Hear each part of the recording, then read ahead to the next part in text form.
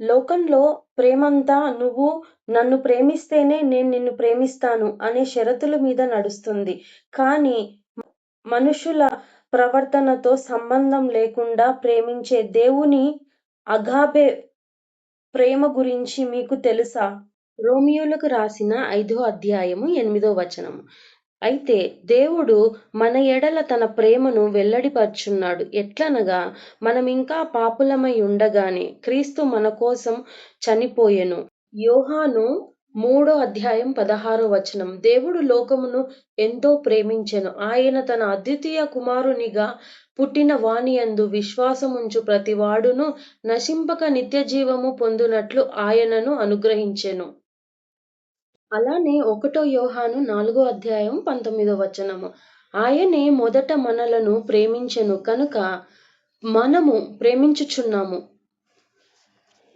Greek భాషలో agape అంటే స్వార్థం లేని నిరపేక్షమైన దేవుని అద్వితీయమైన ప్రేమ.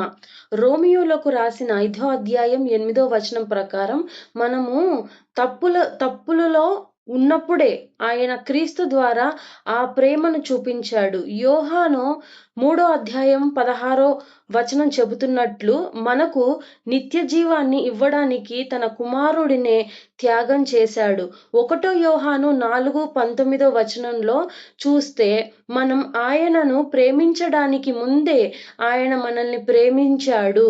ఈ ప్రేమ అర్హతను బట్టి కాదు, ఆయన స్వభావాన్ని బట్టి మీకు దక్కుతుంది. చిన్న ప్రార్థన.